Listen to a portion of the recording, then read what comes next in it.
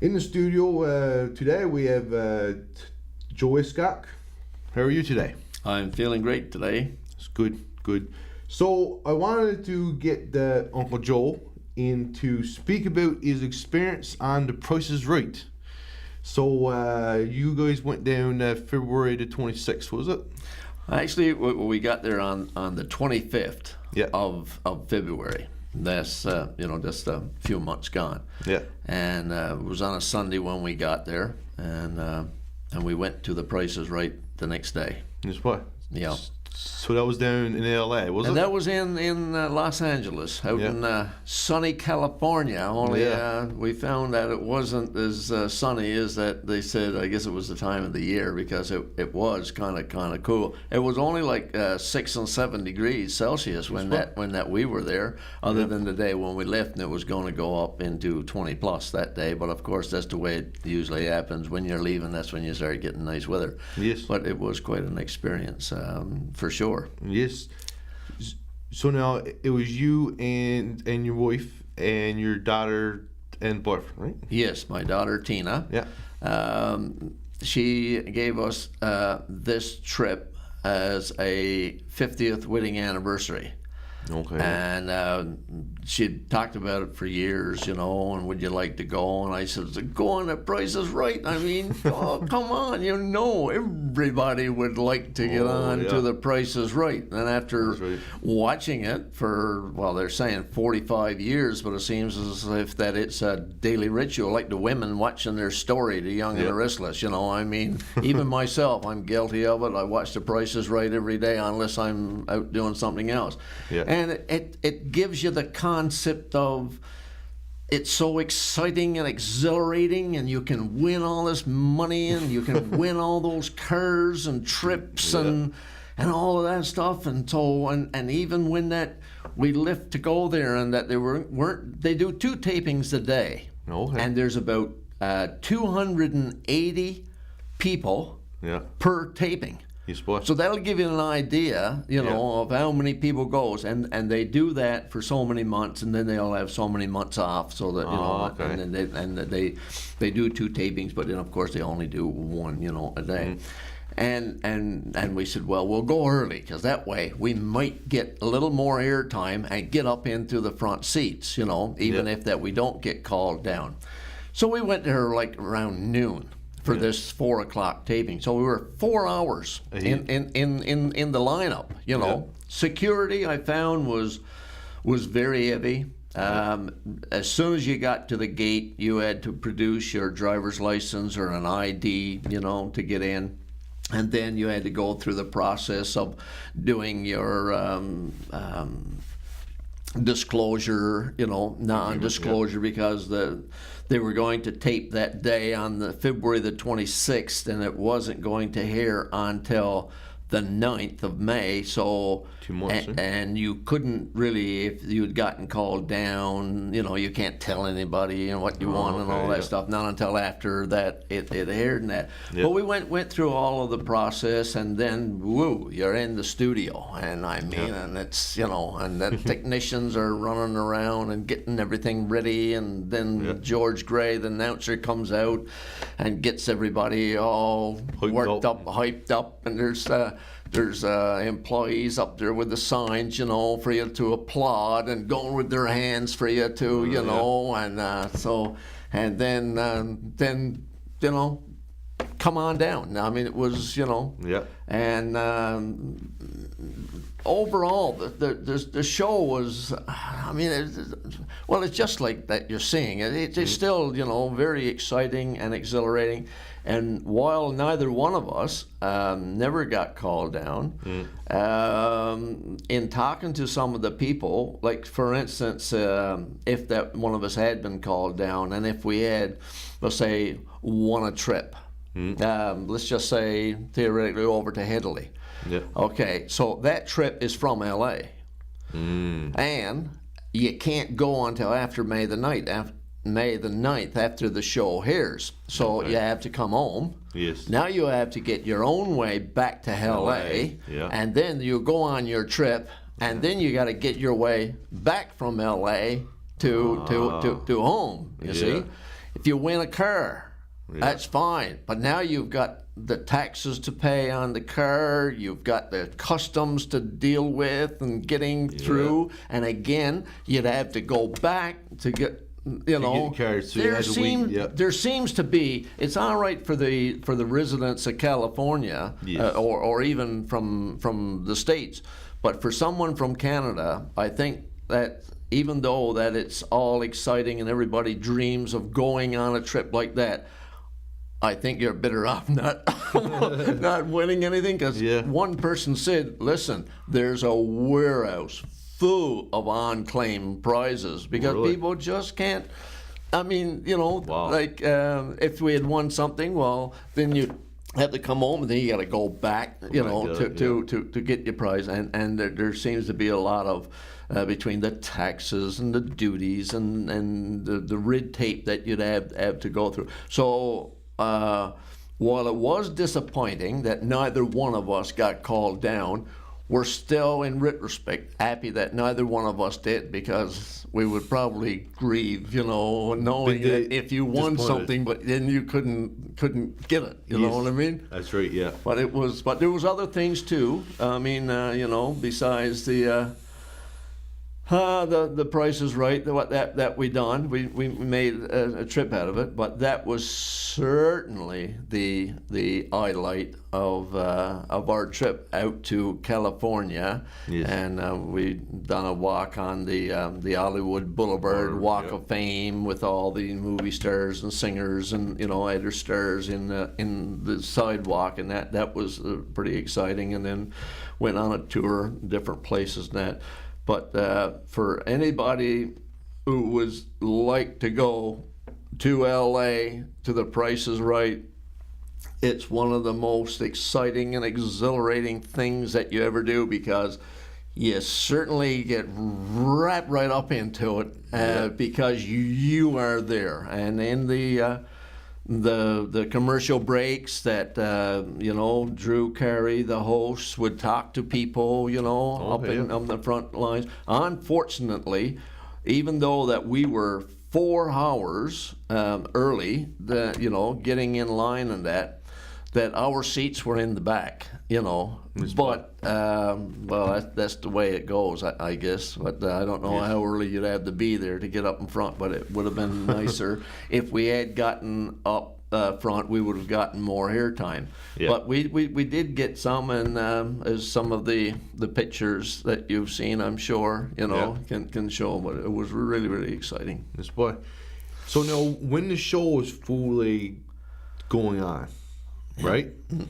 Is it as clean cut as it looks, or do they have to, like, every now and then there might be like a mess up, and all of a sudden they say cut, and then we gotta do that part over again or anything like that? Or yes, twice that happened. Okay, yeah. Now and again, I like I said, I can only tell you about the day that we were there. Yes. Because it's the only time that I've been there. Yeah. And while it took us 4 hours in the lineup before we got to sit down in the audience, that someone else might go, and it only might be 20 minutes, you know.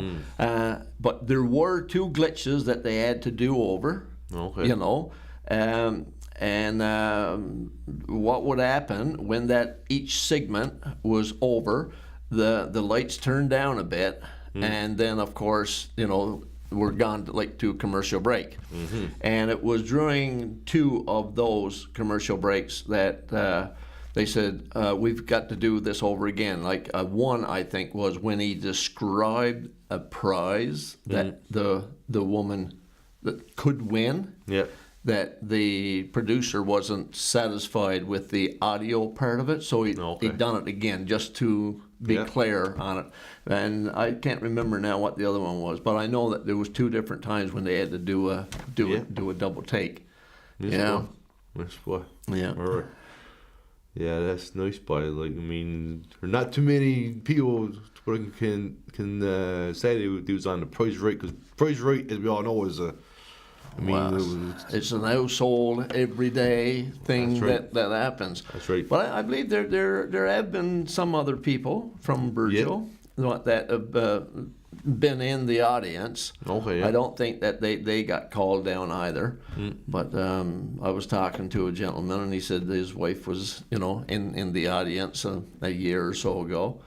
And but it's pretty fascinating. Pretty fascinating. So when they draw, is it just totally random? Is it? It just totally random. It was drawn, or When that we were sitting there and in one of the commercial breaks, Drew Carey said to us, he was talking to somebody, and he did say, he says, George Gray and I do not pick the contestants. Yeah. It is the producer.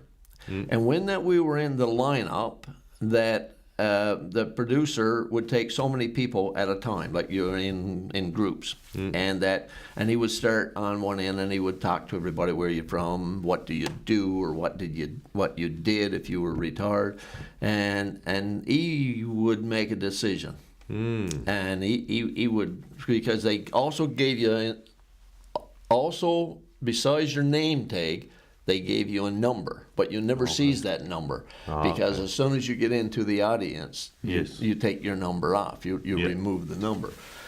So then he would tell his assistant there, okay, number 247, that one will go on as a contestant. The producer was the one who decides who goes on, and it's a kind of like a mini interview, like I say. Where you from? Why are you here? What brought you here? Or just a few little questions like that. Okay. Yeah, I didn't know if that it might have been okay. Well, we'll pick. We've got 280 seats, so we'll pick seat number 24, 36, 22, and That's right. et cetera. But no, that's not the way that it goes, and it's not Drew, and it's not George Gray. They got nothing to do with it. It's the producer who picks you when you're in the lineup on your way, getting in. That's interesting. Yeah. So did you happen to have a chance to talk to Drew? No, I didn't. No? I was in the back. And I wondered about that. I says, now once this is all over, like, will they hang around and mingle with the audience or not? But they didn't. Yeah. When it was over, when that, like, well, what you see on TV is when they all, like, so somebody wins the car, and they're the big deal, and when they go over to have a look at their prizes, and Drew goes over too, and that was it. And once that the cameras went off and the lights went down, she's over. Guess what? Yeah. Yeah. Everybody go home, and the day's work is finished, and come back tomorrow, and we'll do two more. They usually do one in the morning at 9 o'clock. They do one. Yeah. And then they do the other one, like I say, at 4 in the afternoon. And it did take, not sure exactly how long when that they started, but it wasn't much over an hour. This what? No, and that, like I said, there was only two glitches. That was it. But it was basically what you say. I was surprised though that the stage was smaller than I perceived it to be. Yeah. And because they'd open up the wall. Yeah. And they'd bring out the wheel when they're going to spin the wheel. Yes. And the technicians are all out. This is like in the commercial break, like, and the technicians are plugging stuff in and rolling out the carpet, and they're cleaning it, and they're getting everything done. And okay, we're ready. And then the lights goes up and then up, and then they spins the wheel.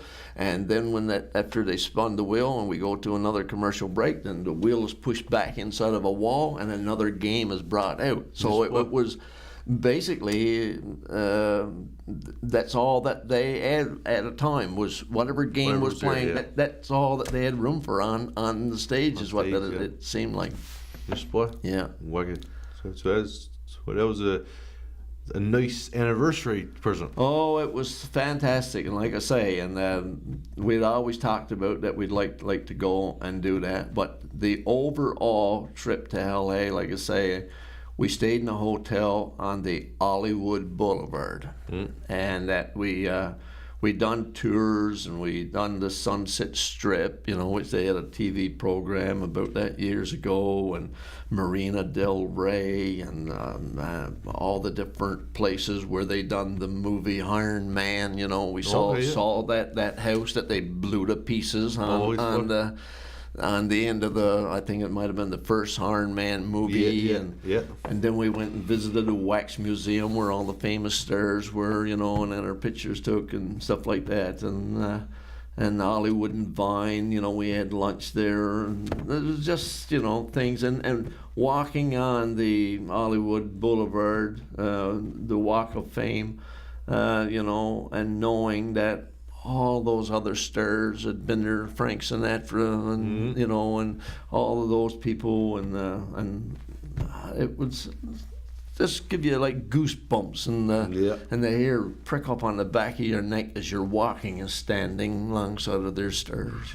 Yeah, I guess too. Like your head was kind of on a swivel to looking out for like a celebrity somewhere. Yeah. Right? Yeah, well, actually, the Sunday when we got there, it was the evening of the Academy Awards.